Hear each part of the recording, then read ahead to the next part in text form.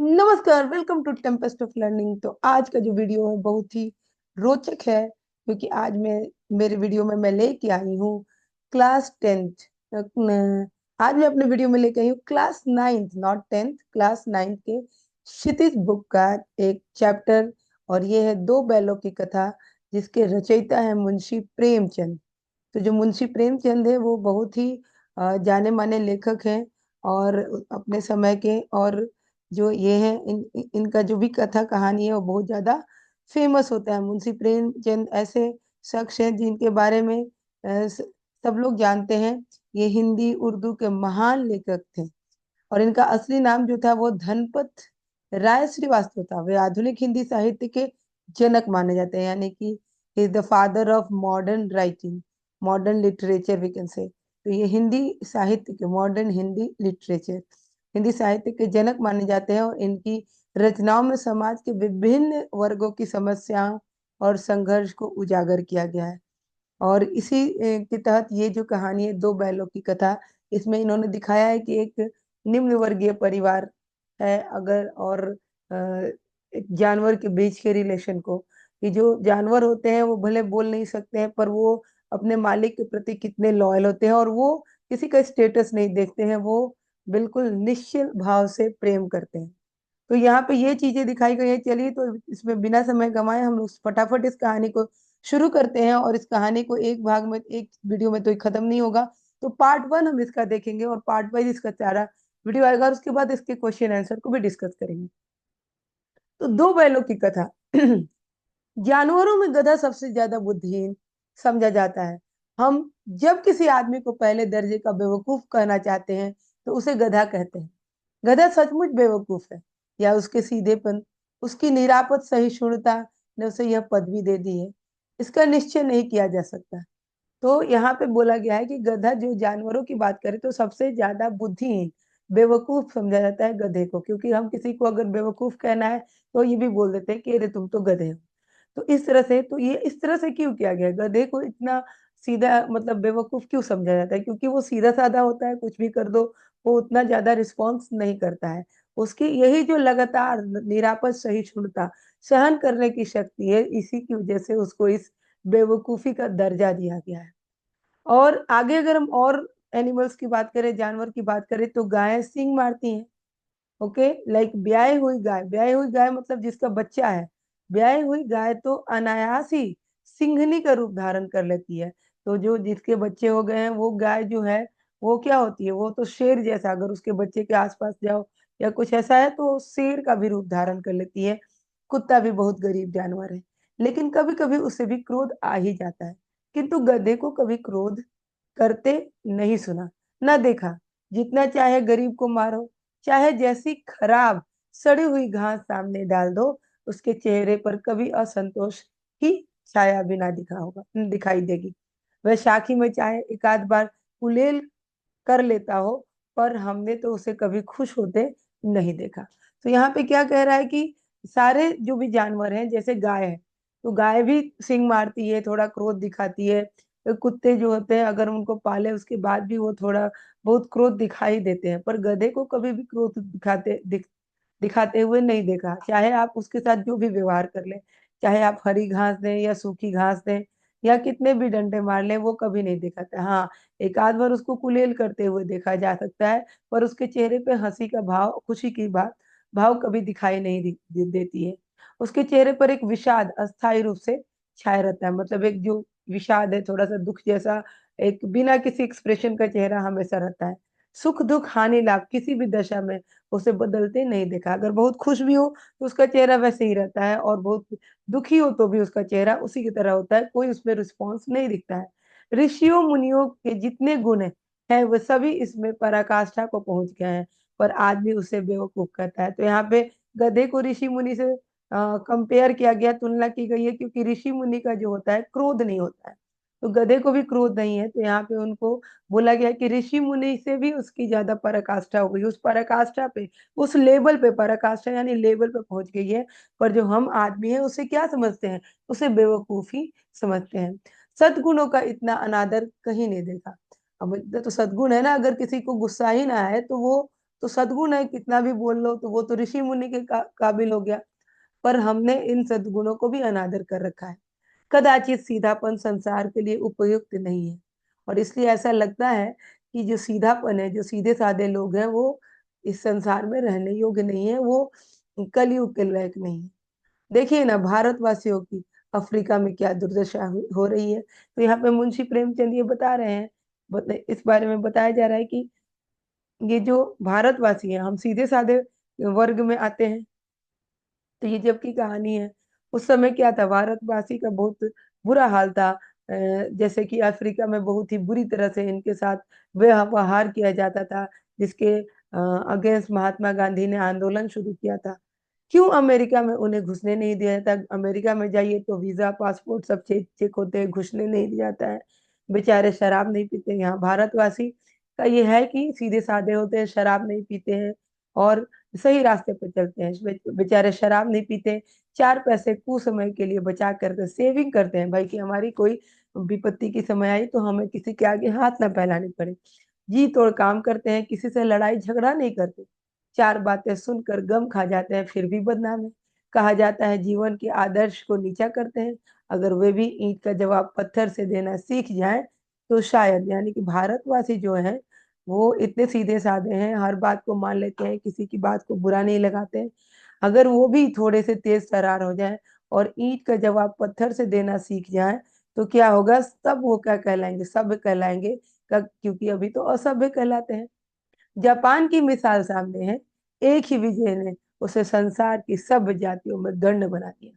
तो जापान जैसा जो देश है, जो वर्ल्ड वार वन टू में पार्टिसिपेट किया था, तो उसकी क्या है, सभी जाति में उसे क्या कर दिया है? गण्य बना दिया। लेकिन गधे का एक छोटा भाई और भी है जो उससे कम ही गधा है।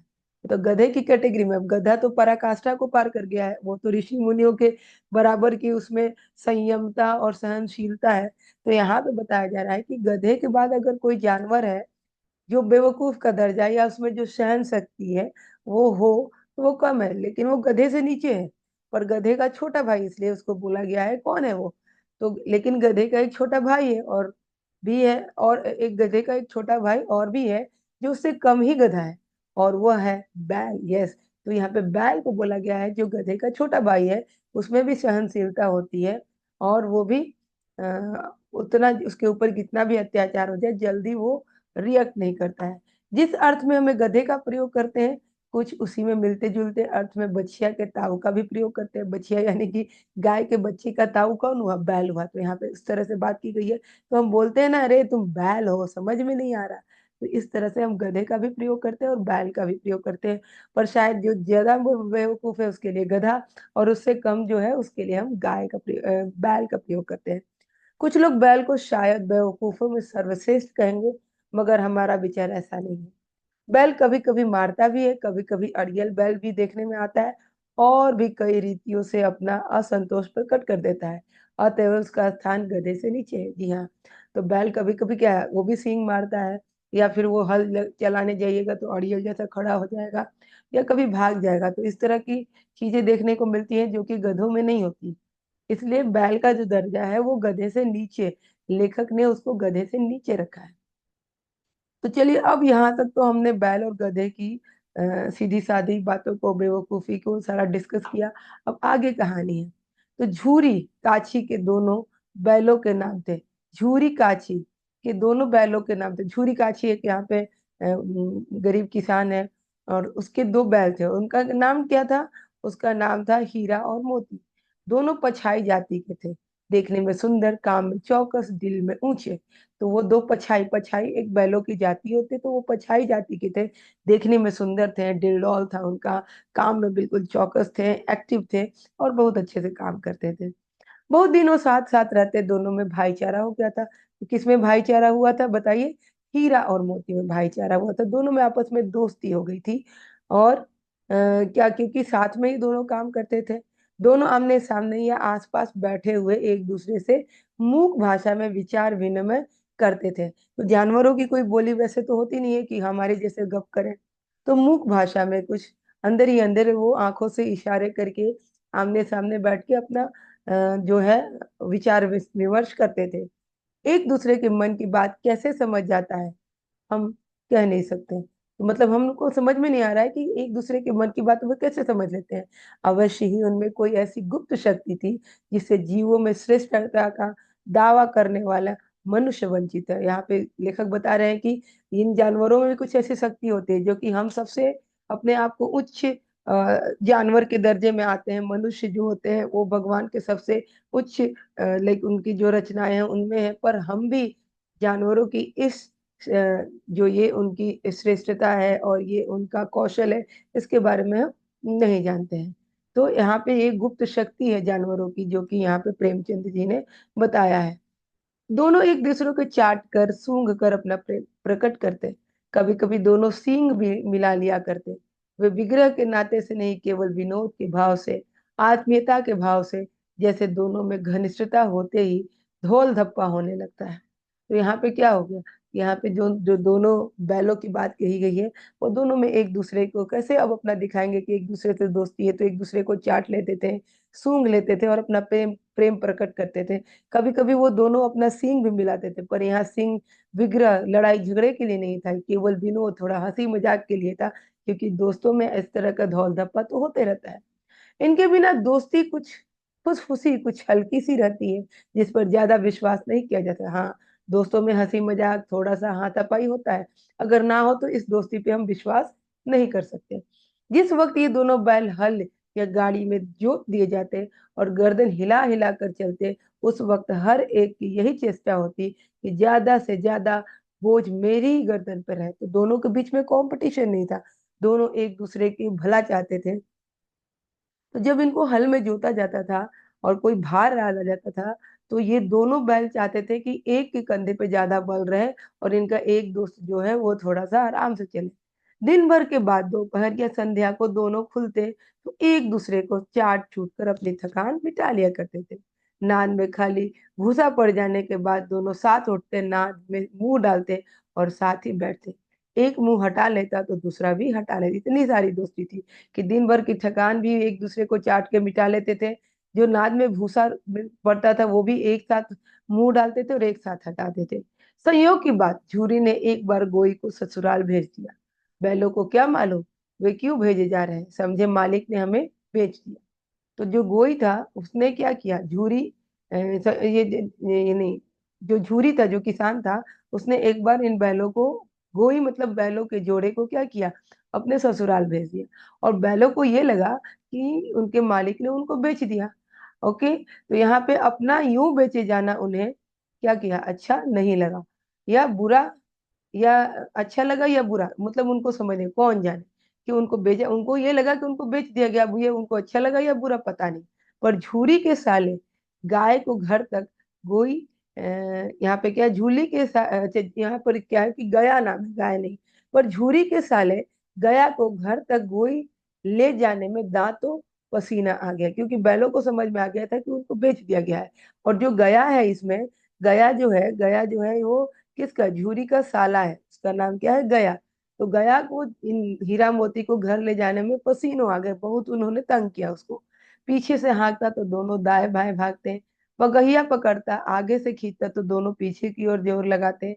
तो इस तरह से उसने उसने दोनों बैलों ने गया को बहुत परेशान किया। उसको समझ नहीं आ रहा था कि इनको कैसे नियंत्रित किया जाए। और जब वो मारता तो दोनों सींग नीचे करके हुंकारते, वो ऐसे हूं करके सींग नीचे करके गुस्साने जैसा, अगर वो मारता तो वैसा करते, आगे खींचता तो पीछे जाते, पीछे से मारता तो दोनों दो दिशाओं में जाते।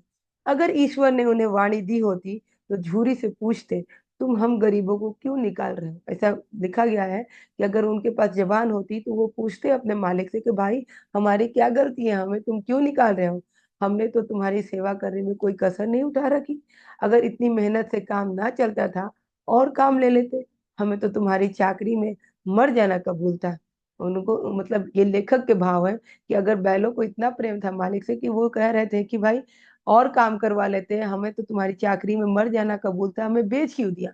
हमने कभी दाने चारे की शिकायत नहीं की, तुमने जो कुछ दिलाया वो सिर झुका कर खा लिया, फिर तुमने हमें इस जुल जुल जालिम के हाथ क्यों बेच दिया, फिर तुमने हमें इस जालिम के हाथ क्यों बेचा। संध्या समय दोनों बैल अपने नए स्थान पर पहुंचे, दिन भर के भूखे थे, लेकिन जब नाद पे लगाए गए तो एक ने भी उसमें मुंह ना डाला। दिल भारी हो रहा था। जिसे उन्होंने अपना घर समझ रखा था वो आज उनसे छूट गया था। यह नया घर, नया गांव, नए आदमी उन्हें बेगानों से लगते थे। तो अब दिन भर चलने के बाद वो पहुंचे तो भूखे तो बहुत थे, पर जब खाना दिया गया उन्होंने नहीं खाया, क्योंकि ये घर उनको अपना घर लग ही नहीं रहा था। उनको घर तो अपना वही लग रहा था, वो घर उनसे छूट गया था। यहाँ के लोग अपने नहीं लग रहे थे, बेगाने लग रहे थे।